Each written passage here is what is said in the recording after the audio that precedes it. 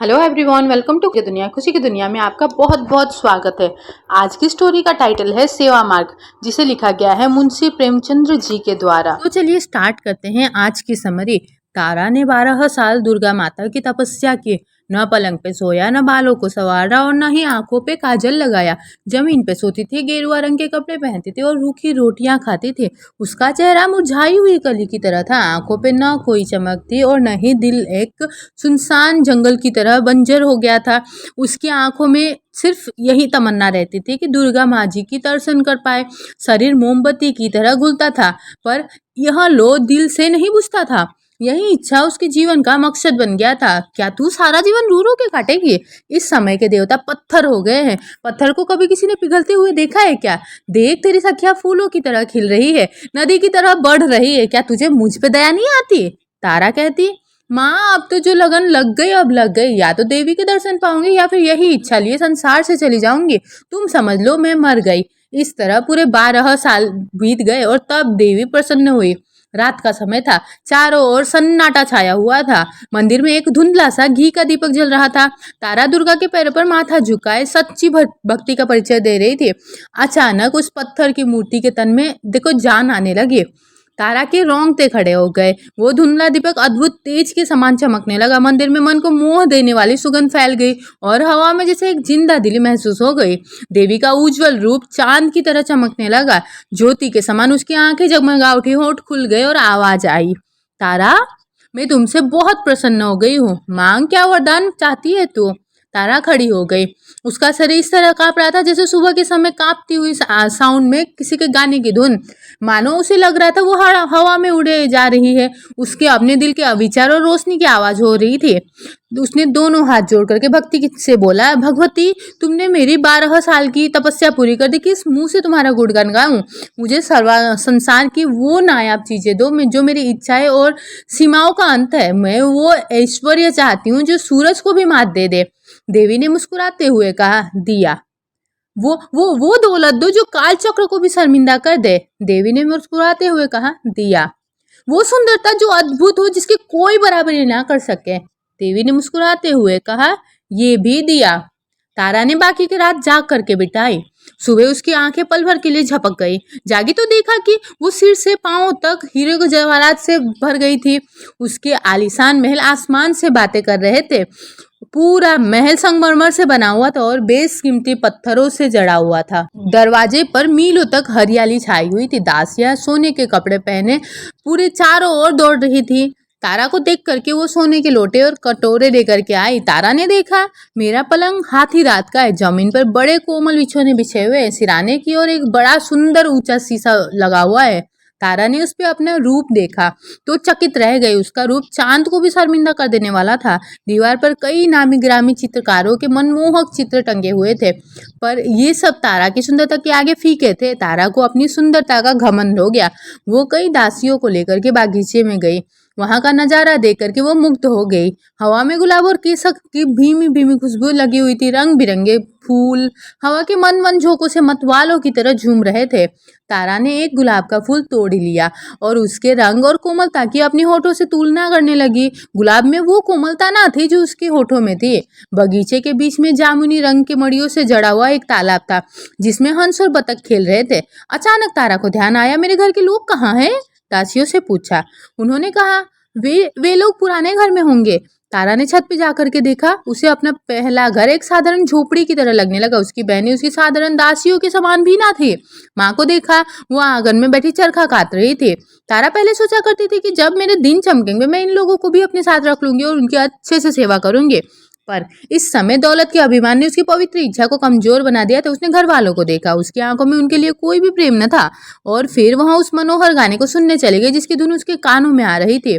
एक बार जोर से बिजली चमकी और बिजली की चट्टानों से ज्योति के समान तेजस्वी नौजवान निकल के तारा के सामने नम्रता से खड़े हो गए। तारा ने पूछा, तुम कौन हो? नौजवान ने कहा, श्रीमती, मुझे बिजली सिंह कहते हैं। मैं श्रीमती का सेवक हूँ। उसके विदा होते ही हवा के तेज गर्म झोंके चलने लगे। आकाश में एक रोशनी दिखाई दी कि पल भर में उतर करके तारा कोहरी के पास आ गया। उसमें से एक ज्वालामुखी जैसे इंसान निकल करके आया, तारों के पैरों को चूमा। तारा ने पूछा, तुम कौन हो? उस आदमी ने जवाब दिया, श्रीमती, मेरा नाम अग्नि सिंह है, मैं श्रीमती का सेवक हूँ। वह अभी जान भी न पाया था कि सारा महल रोशनी से रोशन हो गया। लग रहा था सैकड़ों बिजलियां मिल करके चमक रही। हवा तेज हो गई। एक जगमगाता हुआ सिंहासन आकाश पर दिखने लगा। वह जल्दी से पृथ्वी की ओर चला और तावा कुमरी के पास आकर के ठहर गया। उसमें से एक तेजस्वी बालक, जिसके रूप से गंभीरता झलक रहे थे, निकल करके तारा के सामने निष्ठा के भाव से खड़ा हो गया। तारा ने पूछा, तुम कौन हो? बालक ने जवाब दिया, श्रीमती, मुझे मिस्टर रेडियम कहते हैं, मैं आपकी आज्ञा का पालन करूंगा। दौलतमंद लोग तारा के दर से थड़काने लगे। उसकी अद्भुत खूबसूरती और उसने संसार को चकित कर दिया। बड़े बड़े महीपति उसके चौखट पे माथा रगड़ने लगे। जिसकी ओर उसकी कृपा दृष्टि हो जाती, वो अपना सौभाग्य समझता, हमेशा के लिए उसका मुफ्त का गुलाम बन जाता। एक दिन तारा अपने बगीचे पे टहल रही थी। अचानक इसे गाने की धुन सुनाई दी। तारा दीवानी हो गई। उसके दरबार में संसार के अच्छे अच्छे गवैये मौजूद थे, पर मन को मोह देने वाली शक्ति जो इन सुरों में थी, उसने पहले कभी ना सुनी थी। तारा ने गायक को बुलावा भेजा। कुछ पलों बाद बगीचा में एक साधु आया। सिर पर जटाए, शरीर पे भस्म रमाए। उसके साथ एक टूटा हुआ बीन था।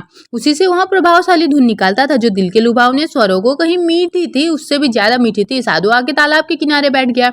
उसने तारा के सामने शालीन भाव नहीं दिखाया। आश्चर्य से इधर उधर नजरें नहीं डाली। उस मनोहर जगह में वहां अपना सुर अल्पाने लगा। तारा का मन बेचैन हो उठा।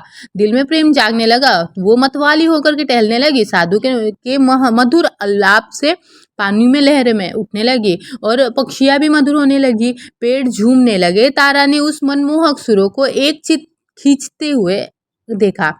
धीरे धीरे चित्र सामने दिखने लगा। उसमें जान आई और तब वो खड़ी होकर के नाचने लगी। तारा चौंक पड़ी। उसने देखा कि यह मेरा ही चित्र है। नहीं नहीं नहीं, ये तो मैं ही हूँ। मैं ही बीन की तान पर नाच रही हूँ। उसे आश्चर्य हुआ कि मैं संसार के नायक की कीमती चीजों की रानी हूँ, या आवाज से बनी एक तस्वीर। वह सिर धोने लगी और मतवाली होकर के साधु के पैरों से जा गिरी। उसकी नजरों में आश्चर्यजनक बदलाव हो गया। सामने के फले फूले पेड़, तरंगे मरता हुआ तालाब और मनोहर कुंज सब गायब हो गए। सिर्फ वही साधु बैठा बीन बजा रहा था और वह खुद उसकी तान पर थिरक रहे थे। वह साधु अब चमकता हुआ तारा और दिव्य सुंदरता की मूर्ति बन गया था। जब मधुर आलाप बंद हो गया, तब तारा होश में आई। उसका दिल हाथ से निकल चुका था। वहां उस अनोखे साधु के हाथों बिक चुकी थी। तारा बोली, स्वामी जी, यह महल, यह दौलत, यह सुख और सुंदरता सब आपके चरण कमल पर न्यौछावर है। इस अंधेरे महल को अपने कोमल चरणों से रोशन कीजिए। साधुओं को महल और दौलत का क्या काम? मैं इस घर में नहीं ठहर सकता। यहाँ संसार के सारे सुख आपके लिए मौजूद है। साधु बोला, मुझे सुखों की कामना नहीं है। मैं जीवन भर आपकी दासी रहूंगी। एक कह करके तारा ने आईने में अपनी दिव्य खूबसूरती की झलक देखी और आंखों में चंचलता आ गई। फिर तारा मैं इस लायक नहीं हूँ, ये कह करके साधु ने बीन उठाई और दरवाजे की ओर चला। तारा का घमंड टूट करके शर्म से नीचे झुक गया। वो बेहोश होकर के जमीन पर गिर पड़ी। मन में सोचा, मैं दौलत और ऐश्वर्य की सुंदरता में ऐसी हूँ जिसकी बराबरी कोई नहीं कर सकता है। फिर भी यह साधु की नजर में इतनी मामूली और तुच्छ। तारा को अब किसी तरह का चैन नहीं था। उसने अपना महल और ऐश्वर्य भयानक लगने लगा। बस साधु का चांद जैसा रूप उसकी आंखों में नाच रहा था और उसकी स्वर्ग जैसी दिव्य धुन कानों में गूंज रही थी। उसने अपने गुप्तचरों को बुलाया और साधु का पता लगाने का हुक्म दिया।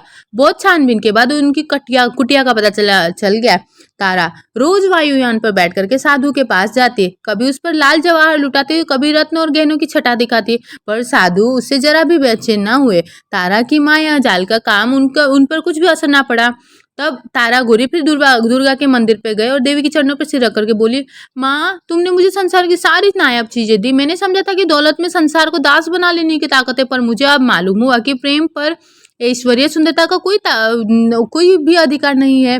अब एक बार मुझ पर वही कृपा दृष्टि रखो। कुछ ऐसा कर दीजिए कि जिस कठोर दिल आदमी के प्रेम में मैं मरी जा रही हूँ, उसे भी मुझे देखे बिना चैन ना आए, उसकी आंखों में भी नींद हराम हो जाए, वह भी मेरे प्रेम में पड़ करके चूर हो जाए। देवी के होठ खुले, वो मुस्कुराई और उनकी बोली सुनाई दी, तारा, मैं संसार की चीजें दे सकती हूँ, पर स्वर्ग जैसा सुख मेरी शक्ति से बाहर है। प्रेम स्वर्ग सुख का बीज है। तारा, माँ, संसार के सारे ऐश्वर्य मुझे जंजाल लगते, बताइए मैं अपने प्रेम को कैसे पाऊं? देवी, उसका एक ही रास्ता है तारा, पर वो बहुत मुश्किल है। भला तुम उस पर चल सकोगी? तारा, हाँ हाँ हाँ माँ, वो कितना भी मुश्किल हो, मैं उस रास्ते पर जरूर चलूंगी। देवी, अच्छा तो सुनो। वह सेवा मार्ग है। सेवा करो, प्रेम सेवा ही से ही मिल सकता है। तारा ने अपने बहुमूल्य जड़ाऊ गहनों और रंगीन कपड़ों को उतार दिया, दासियों से विदा हुई, राजभवन को त्याग दिया, अकेले नंगे पैर साधु की कुटिया में चली आई और सेवा मार्ग को अपना लिया। वह सवेरे होने से कुछ देर पहले ही उठ जाती, कुटिया में झाड़ू देती, साधु के लिए गंगा से पानी लाती, जंगलों से फूल चुनती। साधु नींद में होते तो उन्हें पंखा झलते, जंगली फल तोड़ लाती और केले के पत्थर बना करके साधु के सामने रखती। साधु नदी में स्नान करने जाया करते तो तारा रास्ते से कंकड़ चुनते। उसने कुटिया के चारों ओर फूल लगाए, गंगा से पानी ला करके उन्हें सींचती, उन्हें हरा भरा देख करके खुश होते। उसने मदार की रुई बटोरे, साधु के लिए नर्म गद्दे तैयार किए। अब कोई और इच्छा न थी, सेवा खुद अपना इनाम और फल थी। तारा को कई कई दिन उपवास करना पड़ता, हाथों में गांठ पड़ गई, पैर कांटों से छल्ले हो गए, धूप से कोमल शरीर मुरझा गया, गुलाब सा बदन सूख गया। पर उसके दिल में अब स्वार्थ और घमंड का राज न था, वहां अब प्रेम का राज था। वहां अब उसे सेवा की लगन थी, जिसे बुराई की जगह आनंद बहता और कांटे फूल बन जाते हैं। जहां आंसुओं की धारा की जगह आंखों से अमृत जल की बारिश होती है और दुख दर्द की जगह आनंद के राग निकलते हैं। जहाँ के पत्थर रुई से ज्यादा कोमल है और ठंडी हवाएं से भी मनोहर है। तारा भूल गई कि उसकी सुंदरता की बराबरी कोई नहीं कर सकता। जो कभी दौलत की दासी हुआ करती थी, वह तारा अब सिर्फ प्रेम की दासी थी। साधु को वन के पक्षियों और हिरणों से प्रेम था। वो कुटिया के पास जमा हो जाते और तारा उनको पानी पिलाती, दाने चुगाती, गोद में लेकर के उनका दुलार करती। विषैले सांप और भयानक जानवर भी उसके प्रेम के प्रभाव से सेवक बन गए थे। कई बीमार लोग साधु से आशीर्वाद लेने आते। तारा रोगियों की सेवा करती, जंगल से जड़ी बूटियां ढूंढ करके लाती, उनके लिए दवाई बनाती और फिर उनके घाव धोती, घावों पे मलहम लगाती, रात रात भर बैठे उन्हें पंखा झलते। साधु के आशीर्वाद को उनकी सेवा प्रभावशाली बना देते थे। इस तरह कितने ही साल बीत गए। गर्मी के दिन थे, धरती तवे की तरह जल रही थी, हरे भरे पेड़ सूखे जा रहे थे, गंगा गर्मी से सिमट गई थी। तारा को पाने के लिए बहुत दूर रेत पे चलना पड़ता, उसका कोमल अंग चूर चूर हो जाता, जलती हुई रेत पे तलवे भुन जाते। इसी दशा में एक दिन वो हताश होकर के एक पेड़ के नीचे पल भर सांस लेने के लिए बैठी। उसकी आंखें बंद हो गई। उसने देखा, देवी मेरे सामने खड़ी कृपा दृष्टि से मुझे देख रही है। तारा ने दौड़ करके उनके पैरों को चुमा। देवी ने पूछा, तारा तेरी इच्छा पूरी हुई? तारा, हाँ माँ, मेरी इच्छा पूरी हुई। देवी, तुझे प्रेम मिल गया? तारा, नहीं माँ, मुझे उससे भी उत्तम चीज मिल गई। मुझे प्रेम के हीरे के बदले सेवा का पारस मिल गया। मुझे समझ आ गया कि प्रेम सेवा का सेवक है। सेवा के सामने सिर झुका करके अब मैं प्रेम भिक्षा नहीं चाहती हूँ। अब मुझे किसी दूसरे सुख की कामना नहीं है। सेवा ने मुझे आदर सुख सबसे मुक्त कर दिया। देवी इस बार मुस्कुराई नहीं। उन्होंने तारा को गले से लगा लिया और गायब हो गई। शाम का समय था। शाम के समय आकाश में तारे ऐसे चमक रहे थे जैसे कमल पे पानी की बूंदें चमकती है। हवा में मन को सुकून देने वाली ठंडक आ गई थी। तारा एक पेड़ के नीचे खड़ी चिड़िया को दाना चुगा रही। तभी साधु ने उसके पास आकर के कहा, तारा, तुमने मुझे जीत लिया। तुम्हारा ऐश्वर्य, दौलत और रूप जो न कर सका वो तुम्हारी सेवा ने कर दिखाया। तुमने मुझे अपने प्रेम में बांध लिया। अब मैं तुम्हारा दास हूँ। बोलो, तुम मुझसे क्या चाहती हो? तुम्हारे इशारे पे अब मैं अपना वियोग, वैराग्य सब कुछ निछावर करने के लिए तैयार हूँ। तो तारा बोली, स्वामी जी, मुझे अब कोई इच्छा नहीं, मैं सिर्फ सेवा करने की आज्ञा चाहती हूँ। मैं दिखा दूंगा कि ऐसे योग साथ करके भी इंसान का दिल कठोर नहीं होता। मैं भौरे के समान तुम्हारी खूबसूरती पे मंडराऊंगा, पपिये की तरह तुम्हारे प्रेम की रट लगाऊंगा। हम दोनों प्रेम की नौका पर ऐश्वर्य और वैभव की नदी पर शेयर करेंगे। प्रेम गुंज में बैठ करके प्रेम की बातें करेंगे और आनंद के मनोहर गीता गाएंगे। स्वामी जी, सेवा मार्ग में चल करके मैं सब अरमानों से परे हो गई हूँ। अब दिल में और कोई इच्छा बाकी नहीं रही। साधु ने इन शब्दों को सुना, तारा के चरण पर माथा नवाया और गंगा की ओर चल दिए। तो दोस्तों, इसी मोड़ पे ये कहानी यहीं पे ख़त्म होती है। तो यहाँ पे हमें समझ पाए, मुंशी जी ने बताने की कोशिश की है कि गहरी बात जो है, दौलत और सुंदरता कभी प्रेम का आधार नहीं हो सकती। सिर्फ समर्पण और सेवा ही प्रेम का रास्ता बना सकती है। प्रेम में मन हमेशा बदले में कुछ पाने की आशा करता है, लेकिन सेवा में बदले में कुछ पाने की इच्छा बाकी नहीं रह जाती। इसमें इंसान बिना किसी स्वार्थ या लालच के सिर्फ देना जानता है। जब किसी की कोई खूबी या गुण हमें अपनी ओर खींचता है तो वो सिर्फ प्रेम नहीं, मोह होता है, आकर्षण होता है। मोह हमें बंधन में बांधता है। ये मोह आज नहीं तो कल टूट ही जाता है, जिससे रिश्ते कमजोर पड़ने लग जाते हैं। लेकिन सेवा मन को ऐसी खुशी और सुकून देता है जो हमें हर बंधन से आजाद कर देता है। सेवा में आदमी किसी का गुलाम नहीं बनता, लेकिन सच्ची सेवा से किसी को भी अपने प्रेम का गुलाम बना सकते हैं। कहानी की शुरुआत में देवी ने माँ से धन मांगा है, लेकिन उसके यहाँ धन और पैसे और सुंदरता के मोह में जकड़े हुए रहते हैं। ये चीजें हमारी जिंदगी को आसान और सुंदर तो बना सकते हैं, लेकिन जरूरी नहीं वो इनसे खुशियां और सुकून से भी भर दे।